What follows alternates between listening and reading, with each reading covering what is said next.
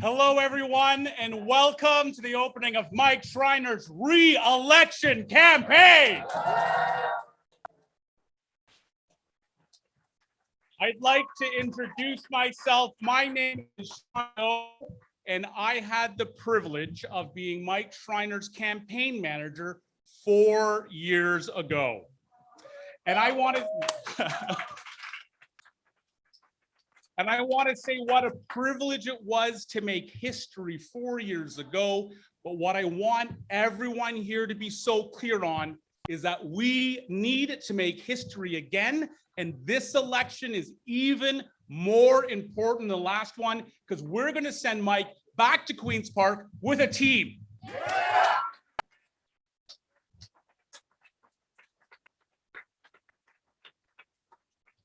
I want to say thank you so much for all the people that worked so hard and so long to make this event happen tonight, but also thank you to each and every one of you. These are tough times. It is hard to be hopeful. And what I see is a room full of people who see the possibility of a better tomorrow and are ready to work for it.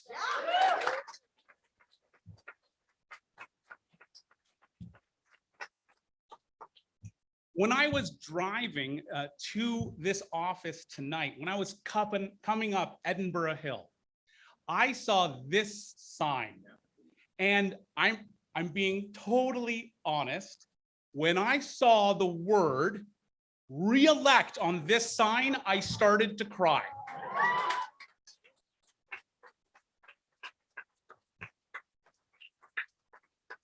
And as someone whose job it was to hold expectations until the votes were counted, I kind of have trouble believing this, but it's real, it's here, and we're going to do it.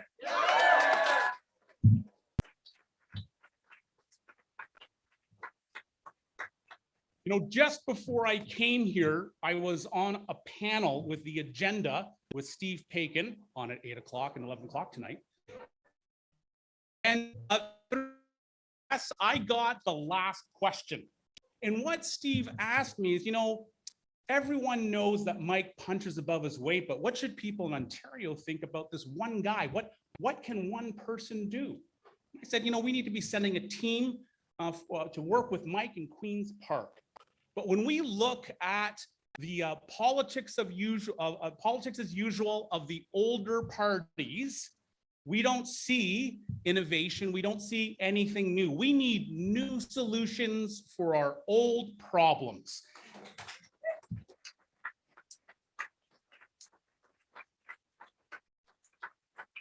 And looking at our policy on the climate economy is exactly the kind of solution that I'm talking about. Scientists aren't telling us that the sky is going to fall. Scientists are telling us it's falling right now, and it seems the best Doug Ford can do is to say, don't look up.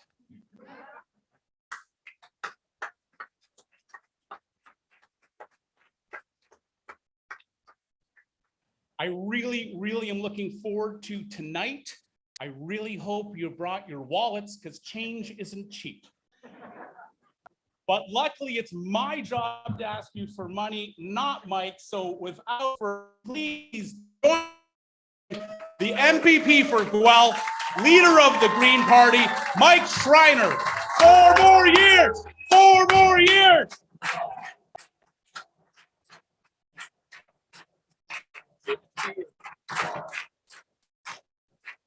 Oh, Guelph is amazing. I love this town, and it was so great to come home tonight after 2 long days. Our nights finished late last night in Parry Sound, Muskoka. We got down to Toronto, I don't know, it was midnight or later, was up again at 5 this morning, and we've been doing rallies all across Southern Ontario, Toronto, Dufferin, Caledon, and coming home to Guelph and seeing all the signs on Arthur Street as I pulled into my driveway just re-energized me. And I can't tell you how much energy I have because of all of you. And from the bottom of my heart, thank you.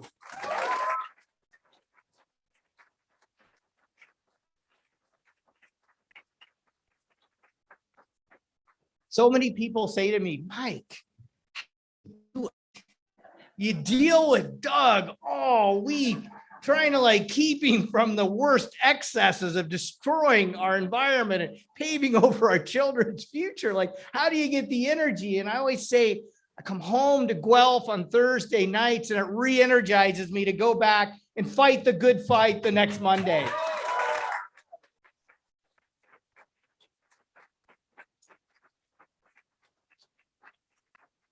So I just want to take a moment to acknowledge that Guelph is seated on traditional indigenous lands, the traditional lands of the Adirondack, the Haudenosaunee, Anishinaabe peoples, currently the treaty lands of the Mississaugas of the Credit First Nation.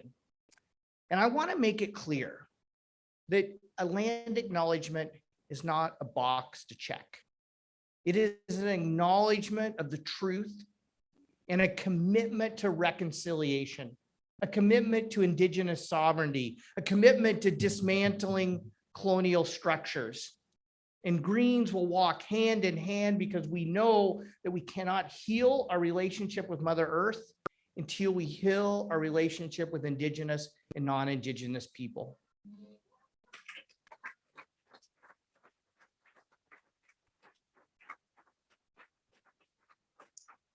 So I want to tell you, we are on the first day of what is arguably the most important election of our lifetime. It is clear, the scientists have made it clear, it is now or never to address the climate crisis. We absolutely have to ensure that we take the steps necessary to ensure that our children have a livable future. And we also know that we have a whole generation of young people wondering if they'll ever be able to afford to have a home, to buy a home, or even find a place to rent. And we know after 2 years of the pandemic, which has turned our lives upside down and revealed the cracks in our systems from jobs to healthcare to housing, that the toll on our mental health, and that everything is not okay in this province. And that is why I'm so proud that the Ontario Green Party was the first party in Ontario history to release a standalone mental health platform that says mental health is health, and we will fund mental health through OHIP so people can afford and access it.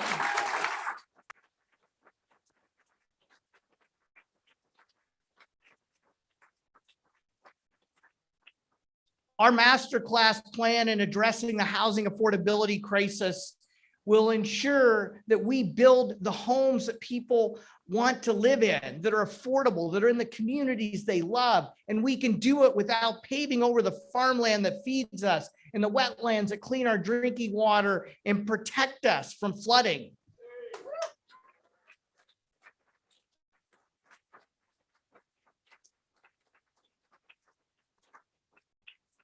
Without a doubt, this morning, after we launched the campaign, my first rally was at Diane Sachs's campaign office.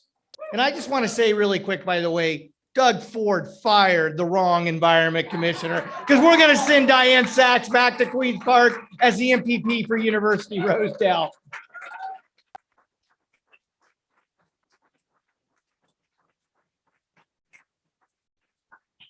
We have such an amazing group of candidates, and I believe there are some candidates in the room tonight. So can you raise your hands if you're running for the Ontario Greens in this election?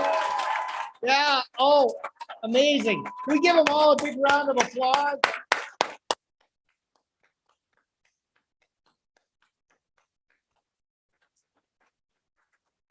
I mentioned Diane because the climate plan we released last November is the most ambitious, practical, doable plan to crush climate pollution by 50% by 2030 and to be fully net zero by 2045.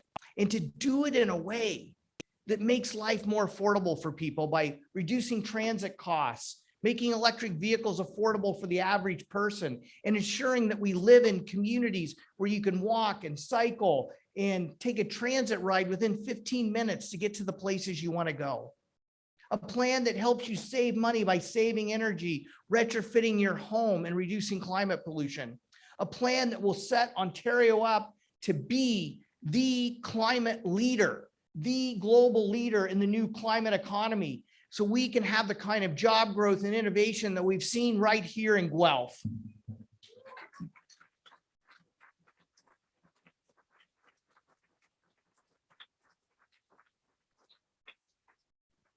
So I want to answer Steve Pakin's question for you, Sean. What can one green MPP do? What can one green MPP do? Well, I can tell you one green MPP can deliver things for his or her riding. And whether it's, yeah, absolutely. You know, whether it's significant funding for the biggest expansion to Guelph General Hospital we've seen in decades,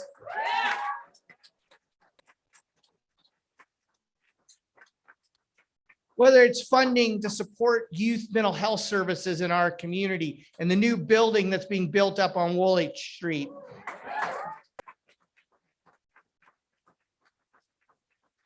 I'm looking at one of my favorite local business owners, and whether it's helping small businesses get the grant supports they needed to get through this pandemic, whether it was finally, after, I don't know, over a decade of trying to close the Dolime Quarry to protect our water, to actually get it done.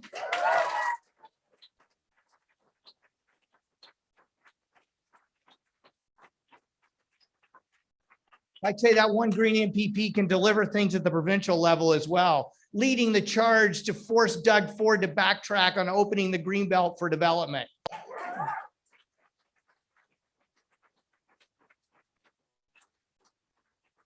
Leading the charge to force Doug Ford to revoke the ministerial zoning order to build an Amazon warehouse on the Duffins Creek wetlands.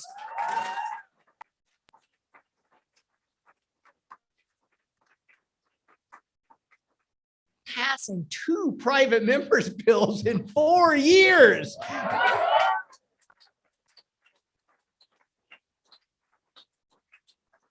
Including the first bill in Ontario history co-sponsored by all 4 parties in the legislature. I was proud to spearhead that, showing people that you can do politics differently in this province.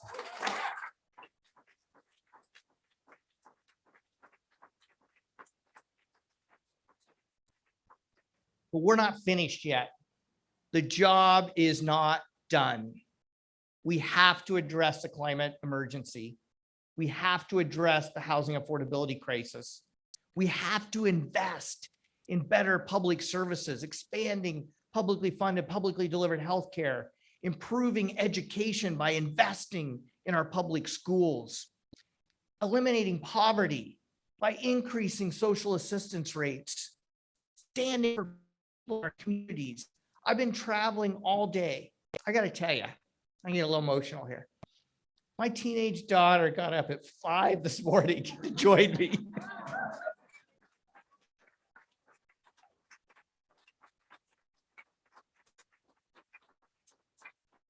She's traveled the entire day with me.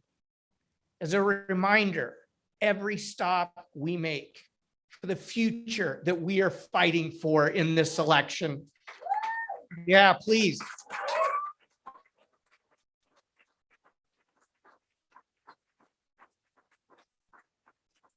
We have a clear choice. Are we going to allow Doug Ford to pave over our children and grandchildren's future? Or are we going to stand up and stop Highway 413?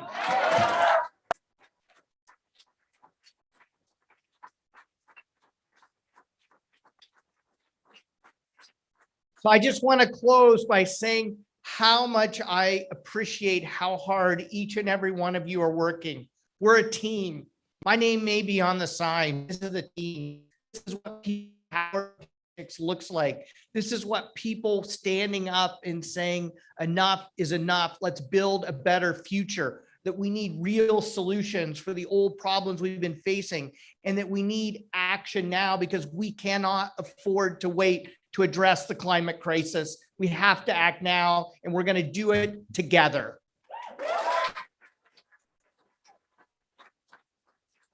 Thank you. Thank you from the bottom of my heart for all your work and we're going to go out and we're going to elect other Greens, because I need some friends at Queen's Park, because if you can imagine what one Green MPP can do, imagine what a caucus of Green MPPs are going to do for the province of Ontario. And it all started right here in Guelph. Thank you, everyone. Thank you so much. Thank you. Thank you.